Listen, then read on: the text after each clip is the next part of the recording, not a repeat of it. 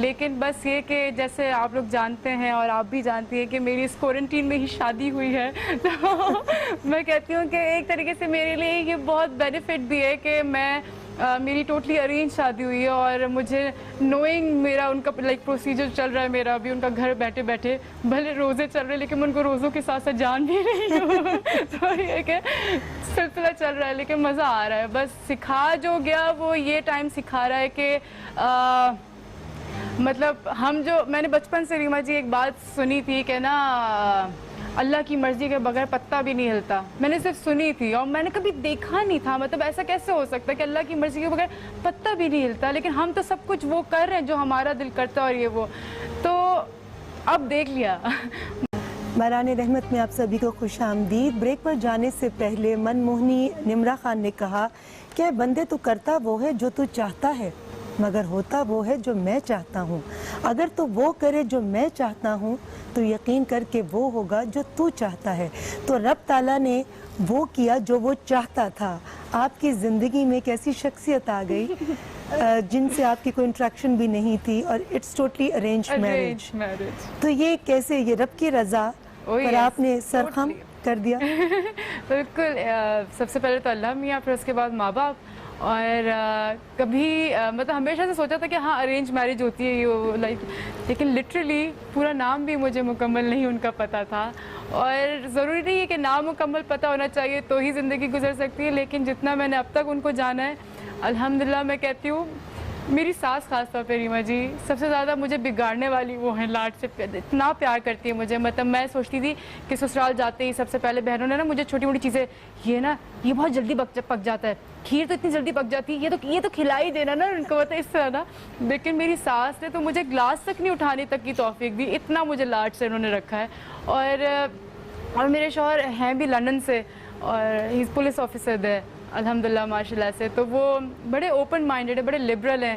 مطلب آج میں I can't wait to see you. مطلب اور ہم لوگ تینوں بیٹھ کے بس آپ کا ایوری ڈے کا شو دیکھ رہے ہوتے ہیں. ہم لوگ تینوں ساتھ لیٹے ہوتے ہیں اور آپ کو دیکھ رہے ہوتے ہیں. اچھا.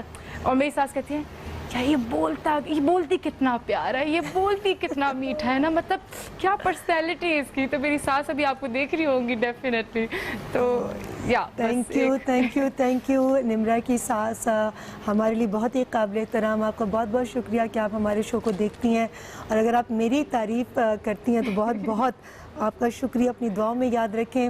اور دیکھیں اللہ تعالیٰ نے، شاید آپ اتنی پازیٹیو ہیں اور دوسروں کی آپ صرف اچھائیاں دیکھ رہی ہیں، برائیاں آپ کو نظر نہیں آ رہی، لیکن یہ آپ کے اپنا حسن نظر ہے.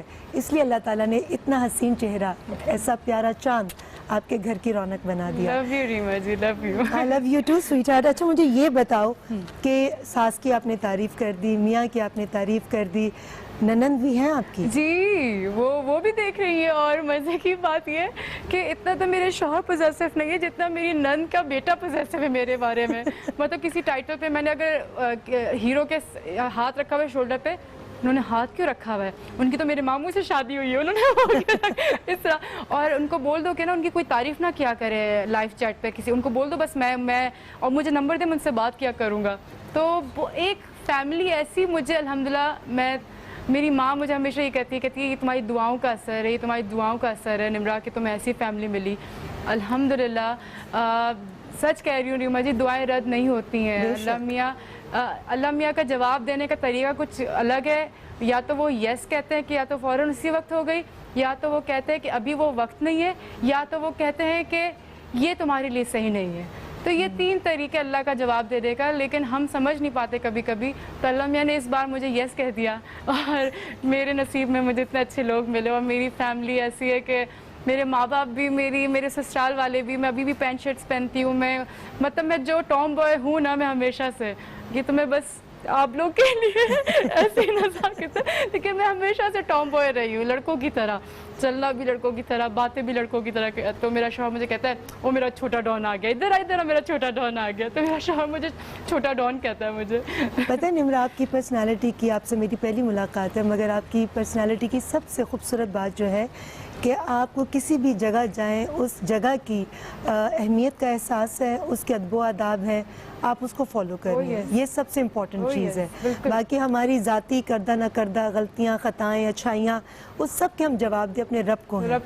ہم انسانوں کو جواب دینی ہے, لیکن ہمیں ہمارے ساتھ جو رشتے وابستہ ہوتے ہیں ہمیں ان کی خوشی اور پسند ناپسند اس کا خیال رکھنا چاہیے. اچھا یہ بتاؤ کہ اللہ تعالیٰ نے نام دیا, مقام دیا, شوبز کے اندر جب آپ آتے ہیں تو آپ پر ایک لیبل لگ جاتا ہے, لوگ آپ کو ایک ڈیفرنٹ آپ کو امیج پورٹری کرنے کی کوشش کرتے ہیں. آپ کیسی شخصیت کے مالک ہیں یہ صرف وہی جانتے ہیں جو آپ کو ملتے ہیں, مگر عموماً لوگ اپنے اپنے انداز سے رائے قائم کرتے ہیں. تو آپ کے بارے میں میجورٹی کی شروع میں کیا رائے تھی؟ شروع میں تو لوگ بڑا نیوٹرل, مطلب کبھی اللہ کی مرضی کے بغیر پتہ بھی نہیں ہلتا. میں نے صرف سنی تھی اور میں نے کبھی دیکھا نہیں تھا, مطلب ایسا کیسے ہو سکتا ہے کہ اللہ کی مرضی کے بغیر پتہ بھی نہیں ہلتا, لیکن ہم تو سب کچھ وہ کر رہے ہیں جو ہمارا دل کرتا ہے اور یہ وہ.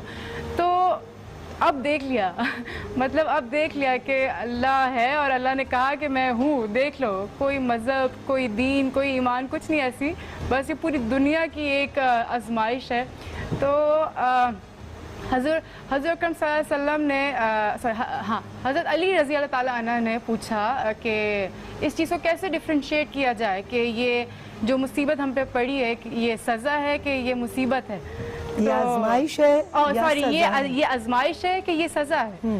تو آپ صلی اللہ علیہ وسلم نے کہا کہ جو مصیبت تمہیں خدا سے قریب کر دے اور تم پھر بھی الحمدللہ کہو تو وہ آزمائش ہے, لیکن جو سزا تمہیں خدا سے ہی دور کر دے اور تم یہ کہو کہ میں ہی کیوں, اللہ میرے ساتھ ہی کیوں, تو پھر وہ سزا ہے. وہ سزا ہے. یہ اتنی اچھی اچھی باتیں, یہ کیا اس کوارنٹین کے وقت میں کتابیں پڑھی ہیں؟ نہیں, یہ مجھے میرے اس وقت میں سکھایا تھا ریما جی, جب آپ نے جب کہا کہ زندگی اور موت, تو جب میں نے وہ وقت دیکھا تو مجھے اس وقت بہت کچھ میں نے سیکھ لیا تھا کہ کون میرے اپنے تھے, کون نہیں تھے.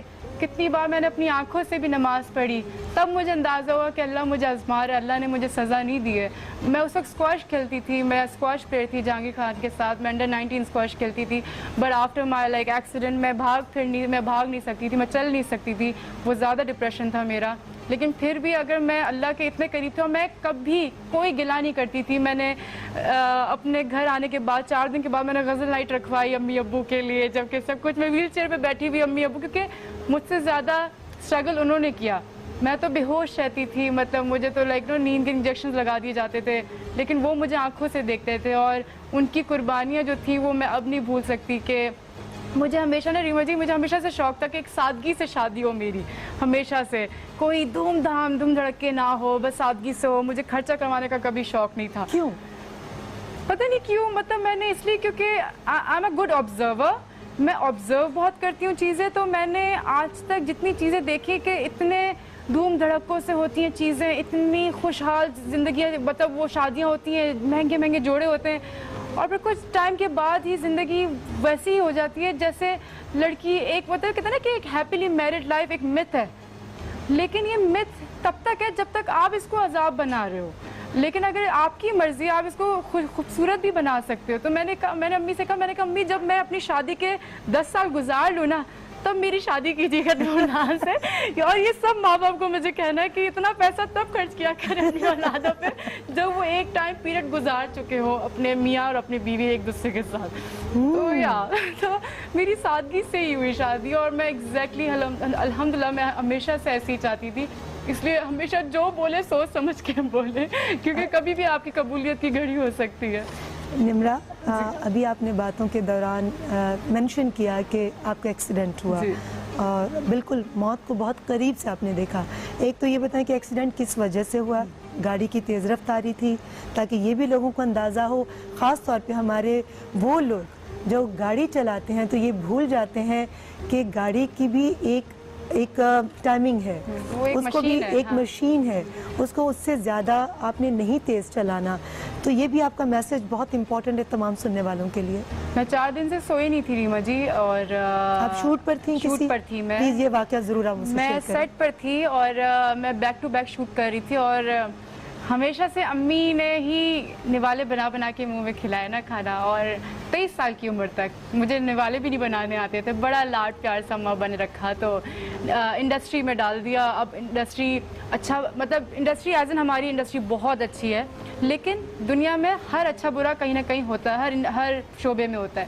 تو اچھائیوں کو تو سامنا کرنے کی تھی اندر ٹینڈنسی, لیکن برائیوں کو سمجھنے کی نہیں تھی کہ برا کون ہے.